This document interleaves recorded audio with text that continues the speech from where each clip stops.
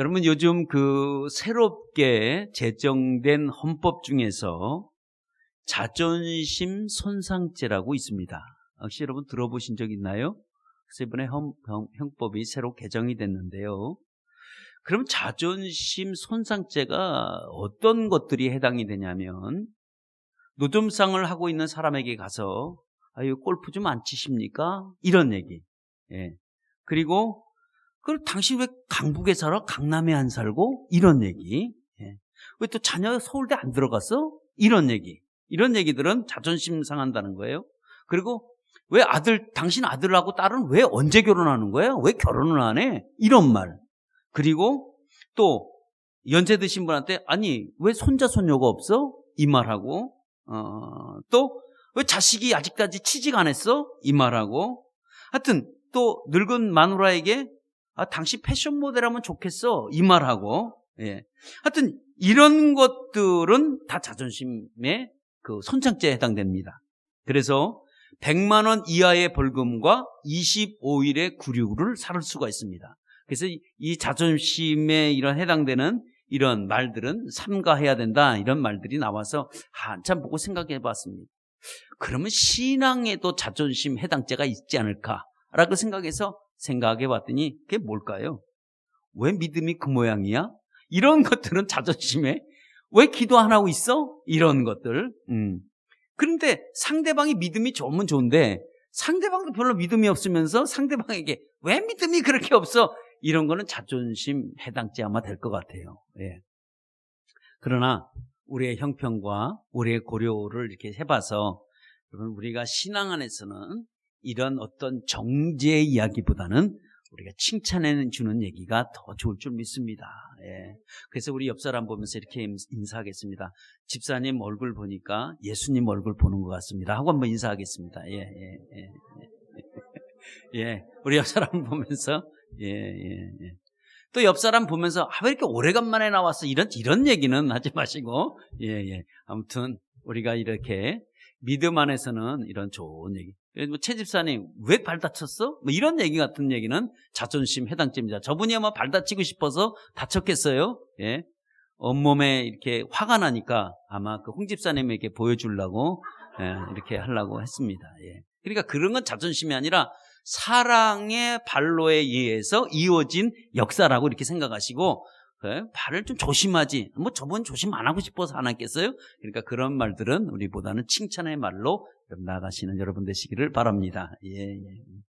육상 경기가 있습니다. 이런 육상 경기는 우리가 알다시피 개인적인 결과를 만들어내는 게 육상 경기입니다. 대부분 육상 경기로 혼자 자기의 결과를 만들어내고 그래요. 누구에 의해하지 않고 자기가 노력에 의해서 자기 실력에 의해서 육상 경기는 자기 결과를 만들어가기도 합니다. 근데 육상 경기 중에서 유일하게 팀워크를 이루는 경기가 있습니다. 그 경기가 네. 그러니까 왜 혼자 왔어 오늘 또? 그래. 그러니까 육상 경기에 이런 릴레이 경기가 있는데요. 이 릴레이 경기는 한 팀을 이루어야 돼요. 그래서 이제 그러면서 이게 누구와 혼자 잘해서 되는 게 아니라 팀워크를 이루어갖고 서로 잘해야 되는데 여기서 릴레이 경기에 가장 중요한 것은 뭐냐? 바톤을 넘겨받고 넘겨주고 이래야 됩니다. 아무리 자기가 잘 달렸다고 할지라도 바톤이 없는 상태에서 달렸다가는 1등이 아무 의미가 없습니다. 그래서 바톤을 반드시 넘겨받고 넘겨주고 그런 상태에서 서로 달려야 한 팀을 이루어서 승리를 만들어내가기도 합니다. 그래서 이런 걸 보면서 우리 인생은 바톤 경기가 아닌가라고 생각을 해봅니다. 왜냐하면 자기 혼자서 인생을 살아가는 게 아니기 때문에 그렇습니다. 우리가 예를 들어서 돈을 많이 벌었다고 합시다. 우리가 이 돈을 많이 벌어서 나만 많이 벌어서 나만 쓰고 이 세상을 가버린다고 한다면 아무도 그걸 넘겨주지 않고 간다고 한다면 무슨 돈의 의미가 있겠습니까? 돈이라는 것도 우리가 있으면 어떨 때는 사회 환원하기도 하고 또 좋은 일에 쓰기도 하고 또 이것을 또 값진 것에 유용하게 쓰여질 때 그 돈의 물질에 가치가 있는 겁니다. 우리가 많이 배운 사람들, 많이 우리가 배우고 이렇게 학문을 연구한 사람들이 혼자 안고 바톤을 넘겨주고 그대로 죽었다고 가정을 해보면 그 학문이 무슨 필요가 있겠습니까? 그러나 그 좋은 학문을 배웠다면 제자들을 만들어서 그 학문을 전수하게 하고 제자들은 또 그 학문을 더 발전시켜서 나라에 정말 세계에 공헌할 수 있는 이 학문이 되어진다고 한다면 그것도 여러분 훌륭한 일을 한 겁니다.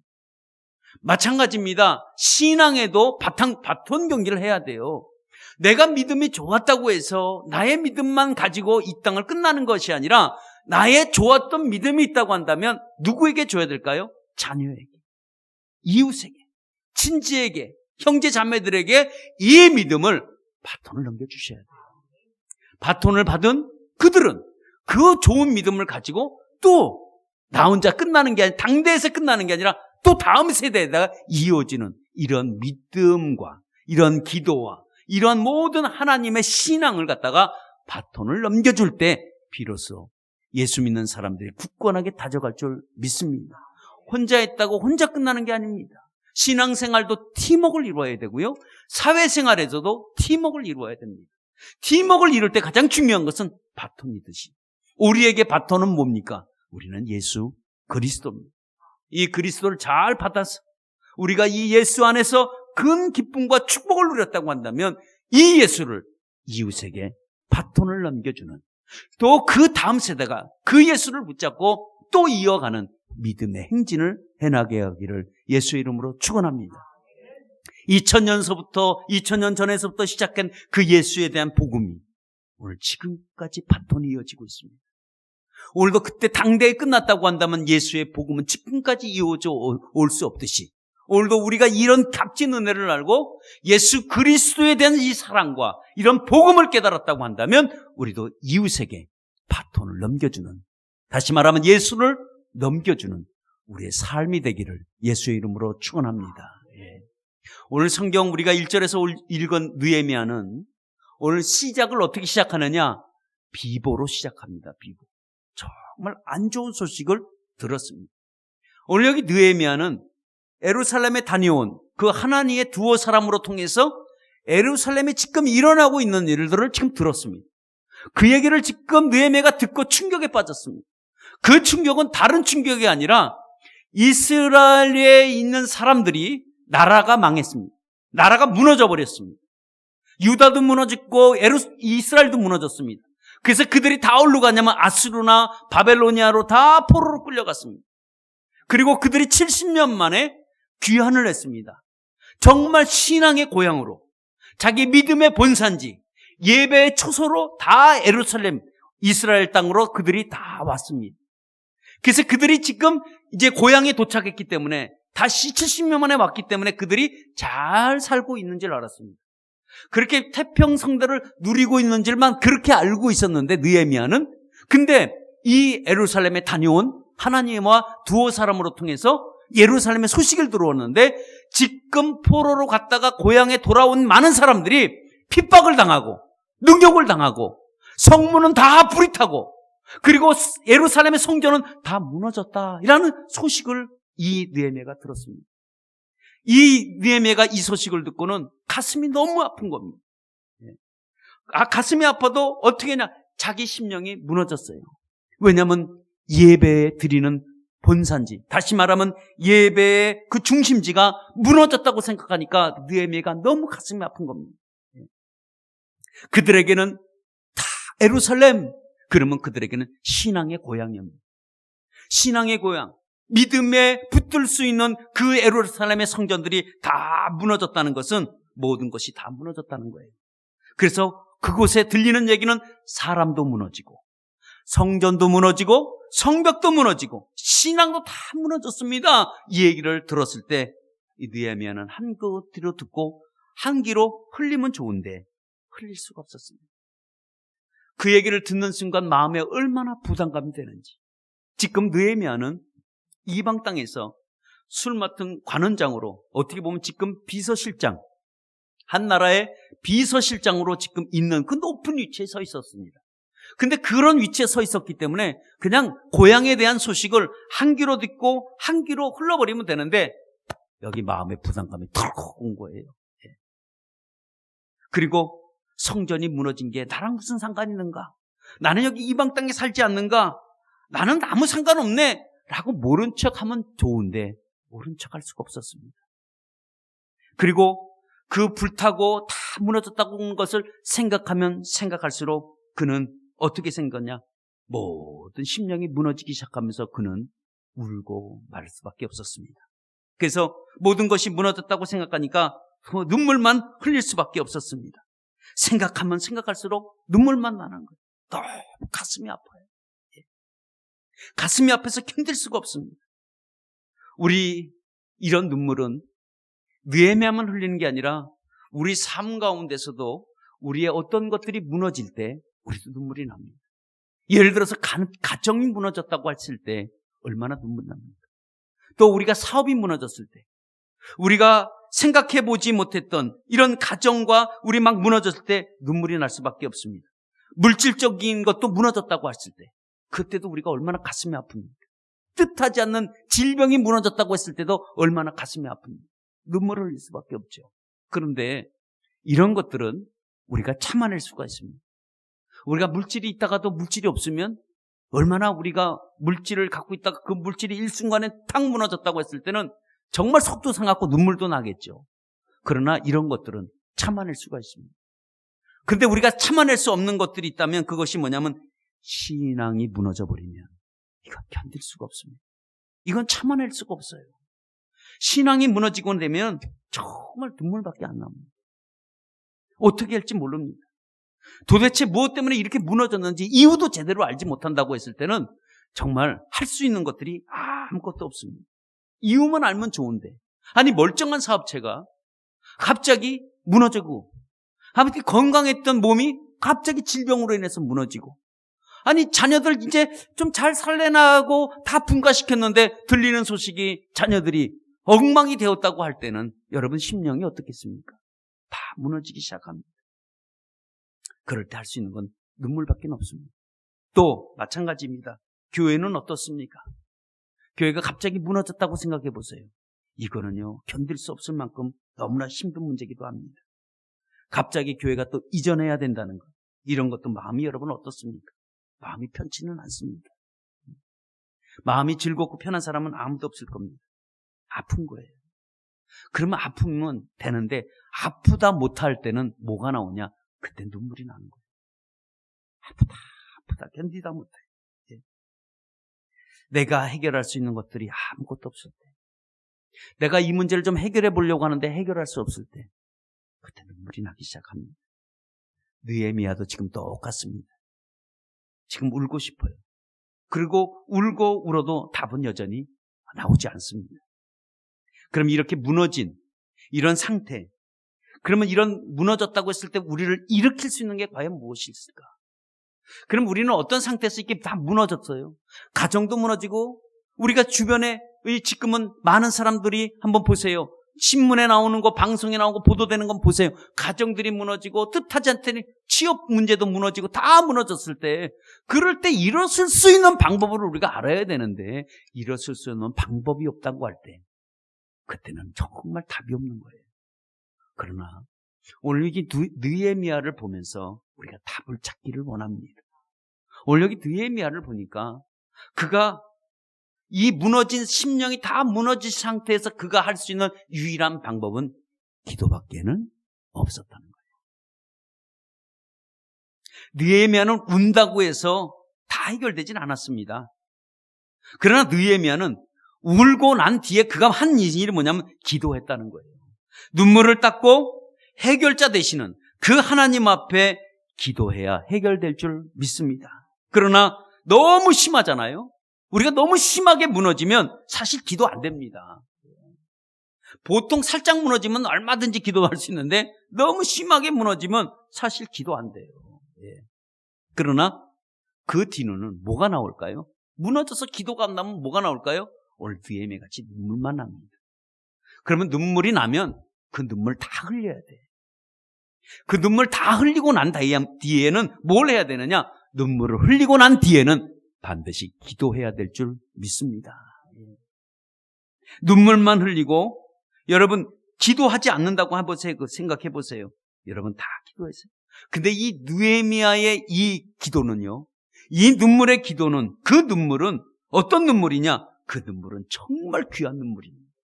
왜 귀한 눈물일까요? 그 눈물이 민족의 역사를 바꿨기 때문에 그래요. 이스라엘의, 유다의 모든 이스라엘 백성들에게 놀라운 역사를 새롭게 만들 수 있는 눈물이 그의 눈물이었었습니다. 회복할 수 없을 만큼 무너졌지만 그는 다시 세웁니다. 그가 이방 땅에서 오히려 고향에 돌아와서 다시 세우려고 하는 그의 눈물이 있었기 때문에 그 역사를 만들어 나갔습니다. 그러니까 이스라엘의 역사는 다 무너진 그 상태에서 누가 다시 일으키셨냐? 느헤미야가 다시 일으켰다는 거예요. 그 역사가 있기 전에는 뭐가 있었냐? 느헤미야의 눈물의 기도가 있었다는 거예요. 그 눈물이 이스라엘 역사를 만들어 나갔습니다. 여러분, 우리 인생이 무너져 내릴 때도 있습니다. 우리가 인생이 무너질 때가 분명히 있는데 많은 사람들은 다 무너질 때 눈물만 많은 사람들이 흘립니다. 근데 눈물을 다 흘렸다고 해서 여러분 해결되어집니까? 아닙니다. 눈물만 흘렸다고 절대 해결되어지는 것은 여러분 아닙니다. 그러면 뭐가 있어야 되느냐? 눈물 뒤에는 반드시 기도가 있어야 된다는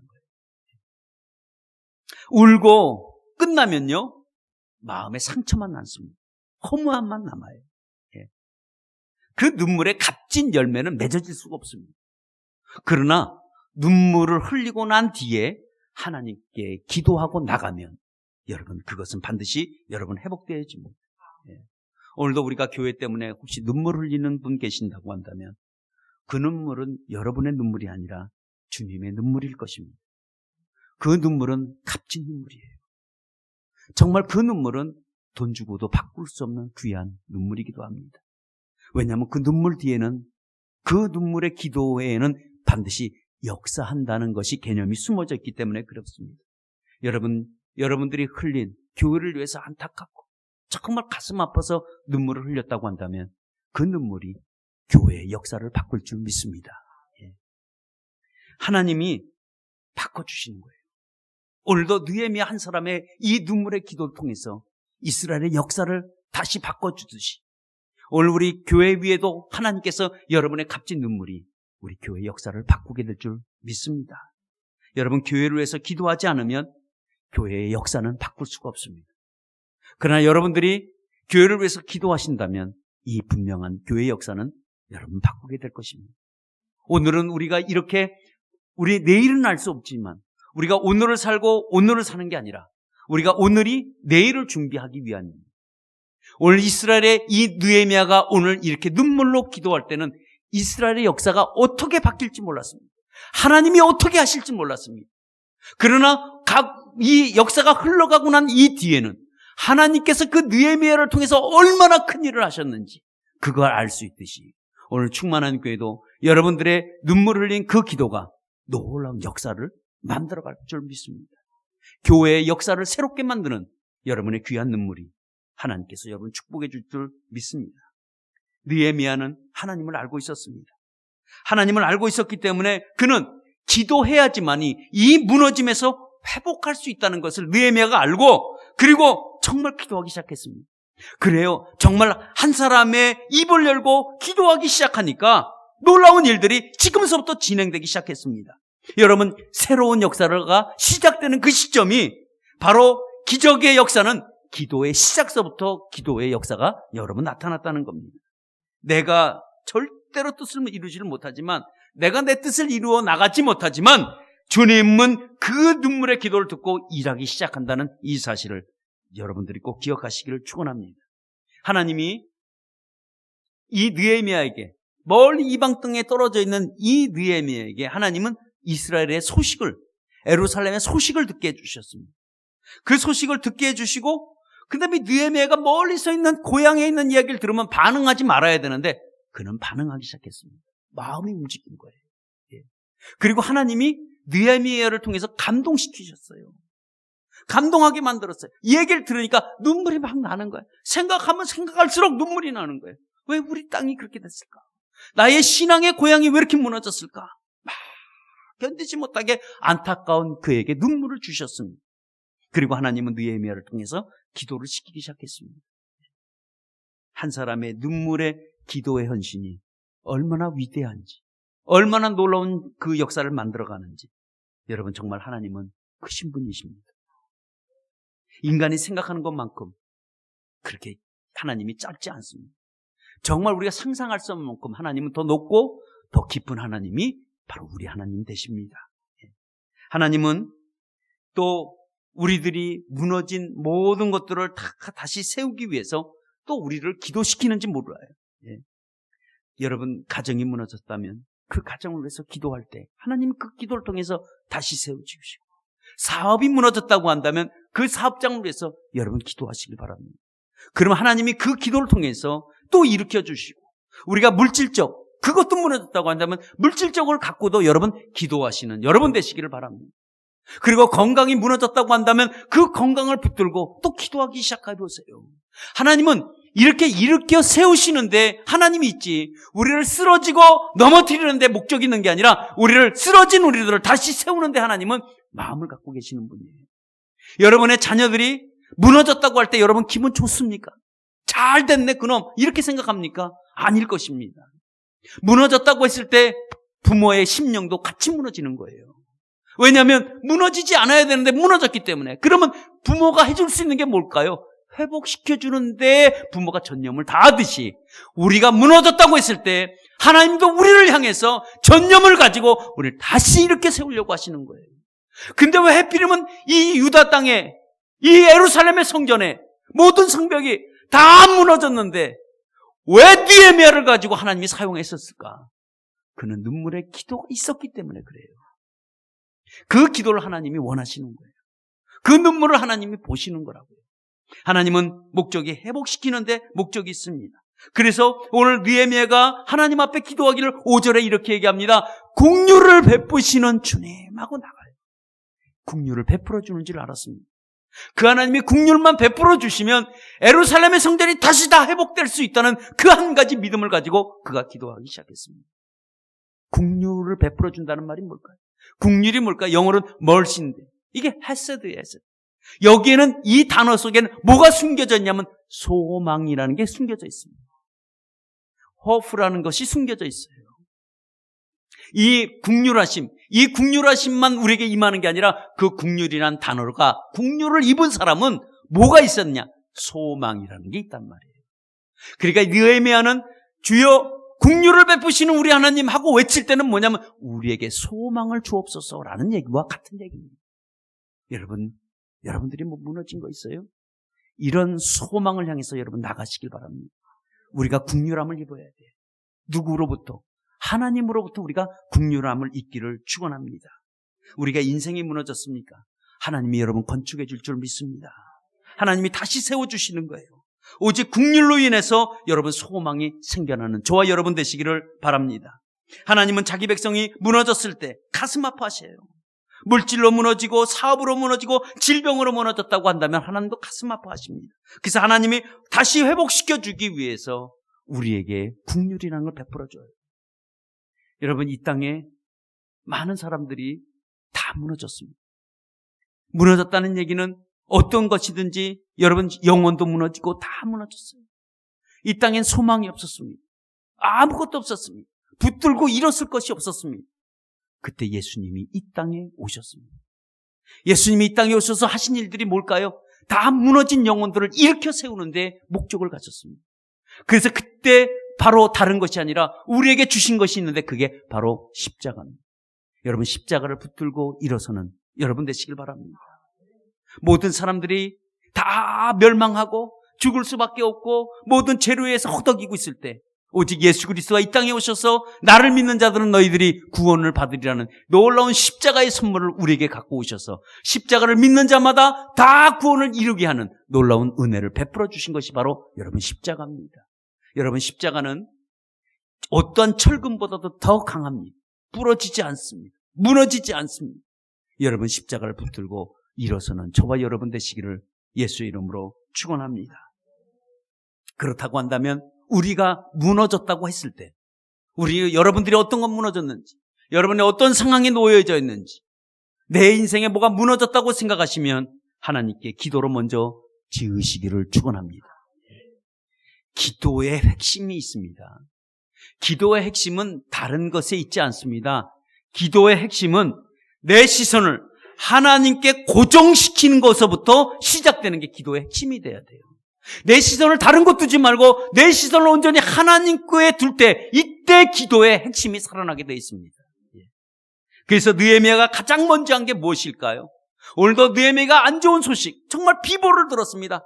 안타까운 얘기를 들었습니다. 근데 그가 가장 먼저 한 것이 뭘까요? 예루살렘과 성벽과 성전이 다 무너졌다고 했을 때 그는 다른 것으로 짓지 않고 기도로 먼저 짓기로 시작했습니다. 그의 출발점이 뭐였을까요? 그의 출발점은 바로 시작점은 그는 바로 기도로 시작했다는 이 사실입니다. 여러분, 하나님은 기도하는 자에게 방법도 주시고 일꾼도 주시고 여러분 물질도 다 해결해 주십니다. 우리 교회가 교회 건축을 이렇게 하면서 우리가 마음으로 먼저 짓자는 거예요. 마음으로 먼저 져야 돼. 마음으로 져야 기도로 지을 수가 있습니다. 그래서 우리가 지난 2주 동안 우리 교회에서 먼저 기도로 짓자고 했을 때 참 많은 사람들은 나오지 않았습니다. 그러나 몇몇 사람들이 나와서 함께 기도했다는 것, 이거 하나님이 크게 기뻐하실 일입니다. 그래도 이 구루터기가 있기에 이 충만한 교회는 그래도 나가는 거예요. 이스라엘에 수많은 백성들이 있지만, 많은 사람들이 있지만 결국 느헤미야 한 사람을 사용해서 예루살렘에 성전을 세웁니다. 참 신기한 일이잖아요. 얼마나 많은 사람들이 포로로 기항해서 왔지만 그들이 못 졌습니다. 에스라도 그렇고 못 졌어요. 스룹바벨도 마찬가지. 느헤미야가 가서 역사를 일으키는 놀라운 장면을 우리가 경험하게 될 줄 믿습니다. 그러니까 여러분, 세상 건물은요, 뭐로 질까요? 세상 건물은 돈으로 짓습니다. 교회는 뭐로 질까요? 기도로 짓기를 축원합니다. 느헤미야가 먼저 뭘 했을까요? 돈으로 했을까요? 아닙니다. 기도했습니다. 그는 생각하면 생각할수록 하나님께 나갈 수밖에 없다는 것을 알았습니다. 여러분, 우리 삶 가운데 무엇이 무너졌습니까? 여러분, 세우고 회복하길 원하십니까? 그러면 기도로 건축하길 축원합니다. 기도하는 사람은 멸망하지 않습니다. 절망하지 않습니다. 여러분이 무너졌다고 한다면, 자녀들 취업이 무너지고 자녀들의 형편이 무너졌다면 이제는 기도할 때가 온 것입니다. 여러분들이 눈물뿌리 한번 기도해 보시길 바랍니다. 여러분, 기도는 기도로 회복하셔야 돼요. 사단과 마귀는 우리들을 못 살게 합니다. 우리를 어떻게든 삼키려고 합니다. 이때 우리가 기도가 필요한 거예요. 그래서 기도가 회복이 되어집니다. 여러분, 기도로 역사를 만드시기를 축원합니다. 완전 우리가 멸망당하고 절망하고 불가능한 상황 속에서 기도하면 역사가 만들어질 줄 믿습니다. 그렇다면 우리가 이제 무너진 것을 우리가 기도하려면 우리가 크게 구하시는 여러분 되시길 바랍니다. 큰 걸 구하세요. 어차피 구할 거 큰 거 한번 구해보시자고요. 알렉산더가 모든 정복을 다 마치고요. 그리고 자기의 충신들, 신복들을 데리고 이제 농공 행상을 하기 시작했습니다. 그래서 그 정말 충성스러운 그 부하들을 다 내놓고, 야, 너희들이 참 수고했다. 너희들이 무엇을 요구하든지 한 가지만 요구하면 내가 다 너희들 들어주겠다라고 했습니다. 그래서 그때 그 신복들이 얘기했습니다. 나는 큰 집을 주십시오. 그래. 그리고 어떤 사람은 나는 1년간 휴가를 주십시오. 그래. 별의별 걸 다 구하는 거예요. 어떤 사람은 난 예쁜 여자를 주십시오. 그래. 뭐 이렇게 다 막 구하기 시작했습니다. 별의별 걸 다 구했는데 어떤 사람, 데닉이라고 하는 이 부하가, 신복이, 나는 이 많은 정복한 나라 중에 나라를 한 개를 달라고 했습니다. 그때 주변에 있는 사람, 부하들이, 신복들이 깜짝 놀랐습니다. 야야야, 그 구할 걸 구해야지. 어떻게 그런 걸 구하느냐? 그러고 있었습니다. 근데 이 알렉산더 대왕도 그 얘기를 듣고 황당한 거예요. 아니, 빼앗은 나라를 하나 달라니까. 다 준다고 했으니까. 근데 알렉산더가 그 얘기를 듣고 막 껄껄껄 웃으면서 하는 얘기가 뭐라고 얘기하냐면, 너는 나라를 달라고 하면 줄 아는 그 왕을 너는 알아봤다라는 그 얘기를 합니다. 그러니까 다시 말하면, 너는 나에게 나라를 하나 달라면 내가 나라를 줄 수 있는 그 믿음과 배짱 있는 왕으로 네가 나를 알았구나. 그래, 너에게 내가 나라를 하나 주겠다. 나라를 받았어요. 여러분, 이와 같이 우리 하나님 앞에 구할 때는 크게 구하시는 여러분 되시기를 바랍니다. 여러분, 어차피 하나님 앞에 큰 것을 구하는 사람은 큰 일을 하는 사람이고, 하나님 앞에 작은 것을 구하면 작은 일밖에 못하는 겁니다. 여러분이 기도하는 사람은 세계를 움직일 수 있는 사람 될 줄 믿습니다. 여러분의 자녀들도 이렇게 큰 걸 하나님 앞에 구하고 나갈 때 놀라운 역사가 일어날 줄 믿습니다. 예.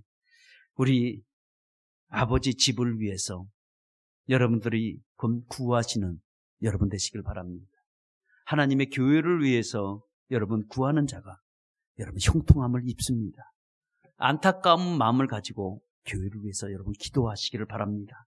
하나님은 오늘도 몸된 교회, 다시 말하면 주님의 집을 위해서 여러분 구할 때 여러분 크게 구하시고, 건축을 해서 애쓰고 힘들고 헌신하는 자를 하나님 반드시 여러분 축복해 주실 줄 믿습니다. 오늘도 느헤미야를 보면서 여러분 보세요. 느헤미야가 눈물로 기도하기 시작했습니다. 근데 눈물로 기도하니까 오늘 느헤미야의 생각에 어떤 마음을 주시냐면 하나님이, 야, 이거 네가 해라 이거예요. 아니 이걸 내가 왜 합니까? 근데 기도하면, 자꾸 기도하면 네가 하라는 거예요. 그래서 또 기도해봐요. 근데 하나님의 음성은 뭘까요? 네가 해라 이거예요. 아니 내가 이 일을 왜 합니까? 어? 내가 이 일을 왜 합니까? 라고 하니까 하나님의 응답이 뭘까요? 야, 네가 이 일하기 위해서 네가 거기 간 거야 라고 얘기를 하는 거예요. 그러니까 느헤미야가 얼마나 부담이 돼요. 그러니까 느헤미야가 얘기하죠. 내가 이만큼 지금 이곳에 와서 자리 잡고 이제 먹고 살만 하는데 왜 하나님 내가 해야 됩니까? 라고 하는데도 하나님은 야, 네가 해라. 그래서 그의 느헤미야의 고백이 뭘까요? 그의 고백이 그러면 좋습니다. 내가 해볼 테니 내게 은혜를 주옵소서 이거예요. 그게 11절에 소개하고 있습니다. 11절에 하나님, 그래요. 그러면 그거 내가 해볼 테니 내게 은혜를 주옵소서 이거예요. 내가 은혜를 입으면 내가 이게 할 수 있습니다 라는 고백을 합니다. 여러분 성전 건축 누가 할까요? 여러분 감동으로 하는 건 절대로 안 돼요. 감동은 금방 식을 수 있습니다. 여러분 은혜로 하시기를 축원합니다. 이번 한 주도 하나님의 은혜 가운데 교회가 놀라운 축복을 임할 수 있도록 여러분 기도해 주시기를 바랍니다. 꼭 여러분 기도로 동참해 주셔야 돼. 교회를 위해서 여러분 기도해 주셔야 합니다. 교회하고 나하고는 분리될 수 없습니다. 하나입니다. 주님과 나와 떨어질 수 없듯이 여러분 나와 주님과는 떨어질 수 없습니다. 마찬가지입니다. 교회는 따로 나 따로가 아닙니다. 한 몸입니다. 그러니까 여러분 교회를 위해서 이번 한 주도 여러분 기도해 주시기를 바랍니다. 느헤미야는 이 성벽을 건축하는 과정을 자기 손으로 한번 해보겠다고 결단을 합니다. 그리고 결단하고 나갑니다. 이렇게 결단하기까지는 그가 얼마나 어렵고 힘들었을까? 그가 모든 것들 다 버리고 가야 되는데 그가 얼마나 어려웠을까? 여러분 대단한 결단을 했습니다. 여러분 위대한 신앙인의 모습은 어디에 있을까요? 정말 저 사람 위대한 신앙에는 다른 데 있지 않습니다. 믿음의 사람처럼 여러분 어떤 것에 있지 않냐고 여러분 결단할 때 참 그 사람의 위대함이 보입니다. 왜냐하면 지금 이 예루살렘의 모든 성벽을 건축하는 거요 다른 사람에게 맡길 수 있어요. 왜 굳이 내가 여기서 지금 있는데 왜 내가 해야 합니까? 얼마든지 다른 사람이 할 수도 있는데 왜 내가 해야 됩니까? 라고 할 수도 있습니다. 근데 느헤미야가 오늘 하나님 앞에 기도하고 난 다음에 그는 그렇게 하지 아니하고 축복의 바구니를 내게 주옵소서. 내가 해보겠습니다. 라는 말을 합니다. 이게요. 하나님이 주시는 마음은 정말 다릅니다. 어쩔 수가 없습니다. 그러나 그게 바로 축복의 시작이었습니다. 여러분, 우리가 먼저 기도하시기를 축원합니다. 우리가 기도의 시작은 여러분 작지만 그러나 심히 창대케 하실 그 하나님의 역사를 우리 교회 앞으로의 역사를 한번 생각해 보시고 여러분 기도해 주시길 바랍니다. 우리가 그 하나님을 바라보며 기도할 때 여러분 놀라운 일들이 역사들이 나타날 줄 믿습니다. 여러분 얘기 하나 하고 마치도록 합니다. 아프리카 밀림 중에서 가장 무서운 존재가 있습니다. 근데 이 존재는 굉장히 작습니다. 그런데도 아프리카 밀림 중에서는 가장 단연코 자랑을 합니다. 그래 이 위력은 대단한데요. 이 사나운 맹수도 이것만 보면 도망을 가요. 코끼리도 도망가고 사자도 도망가고 치타도 도망갑니다. 다 도망가요. 이것들이 오면 건드질 못해요. 막 도망갑니다. 예. 그런데 이게 뭘까요? 여러분 뭐라고 생각하세요? 예? 이게 개미입니다. 아프리카 개미는 때로 몰리면 때로 몰려서 달려들잖아요. 코끼리를, 그 큰 코끼리를 1시간 만에 앙상한 뼈만 남기고 싹 먹어치우는 거예요. 얼마나 무서운지 몰라요. 그러나 개미 보세요. 한두 마리 보면 그건 무슨 영향력이 있겠어요? 그 아무것도 아니죠. 근데 이것들이 뭉치는 거야. 똘똘똘 뭉쳐서 이렇게 구름처럼 이렇게 쭉 오면요, 어떤 짐승도 안 도망가는 짐승이 없어요. 걸음아 나서려고 다 도망가요. 얼마나 위력이 대단한지 모릅니다. 달려서 한번 붙었다 그러면 뼈만 남는 거예요. 이 개미가요, 뭉치니까 그렇게 되는 듯이 여러분, 기도도 마찬가지입니다. 여러분, 우리가 한두 사람이 기도는 정말 약할 수 있습니다. 그러나 우리가 성도님이 전체로 한번 교회를 위해서 기도하면 여러분 엄청난 힘을 발휘할 수가 있습니다. 이런 기도의 시너지를 여러분들을 경험하시기를 바랍니다. 그래서 교회를 위해서 여러분 기도하셔야 돼요.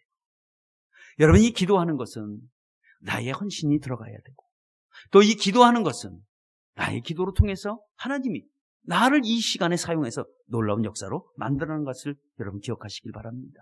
느헤미야요, 고향 땅에 있는 소식을 들었습니다. 결론 맺습니다. 소식을 들었는데 엄청난 소식을 들었습니다. 예루살렘이 다 무너졌다는 소식을 들었습니다. 가슴이 너무 아파요. 너무 힘들어요. 교회가 어떻게 이 모양이 됐을까? 왜 저렇게 됐을까? 나의 신앙의 고향이 왜 저렇게 됐을까? 너무 안타까워. 생각하면 생각할수록 눈물밖에 나지 않았습니다. 그러나 그는 기도하기 시작했습니다. 기도하고 난 이후에 그의 심령 가운데 불이 붙기 시작했습니다. 여러분, 우리 교회도 지금은 시작에 불과하지만, 지금은 아무것도 없는 상황이라고 하지만 하나님이 우리들의 기도를 듣길 원하십니다. 여러분들의 기도를 여러분 뭉쳐서 또 뭉치고 뭉쳐서 여러분 기도할 때 하나님이 우리 교회 기적을 만들어갈 줄 믿습니다. 한 사람의 눈물의 헌신의 기도를 통해서 여러분 교회 역사를 새롭게 써나가고, 한 사람의 눈물이 한 이스라엘의 역사를 새롭게 쓰듯이 여러분의 기도의 한 기도가 놀라운 역사를 써나갈 줄 믿습니다. 이 시간 우리 한번 교회를 위해서 여러분 기도해 주시길 바랍니다. 이 시간 교회에서 기도해 줄 것, 우리는 사실 전능하신 그 하나님 믿고 우리는 기도할 수밖에 없습니다. 우리가 가진 것이 있습니까? 우리가 무엇이 많습니까? 우리는 다 약합니다. 그러나 그 약한 가운데서도 내가 약할 때 강함을 주시는 그 하나님 앞에 나가기를 원합니다. 오늘도 약할 때 그 강함을 주시고, 오늘도 그 나갈 때 하나님의 놀라운 역사를 일으키시듯이 오늘도 그 축복이 귀하게 임할 줄 믿습니다. 하나님 아버지, 주님 도와주시고 하나님 은혜를 베풀어 주시기를 원합니다. 오늘도 하나님의 놀라운 역사가 오늘도 우리 심령 가운데, 여러분 이 지금 이 기도의 한 기도 한마디 한마디가 여러분의 우리 교회의 역사를 새롭게 써간다는 이 중대한 책임성을 가지고 이 시간 우리가 교회를 위해서, 우리가 우리 교회 이전이 잘할 수 있도록 재정적인 문제, 이전하는 모든 문제도 하나님 앞에 순적하게 이룰 수 있게 해달라고 이 시간 우리가 주여 외치고 다 같이 한번 기도하겠습니다.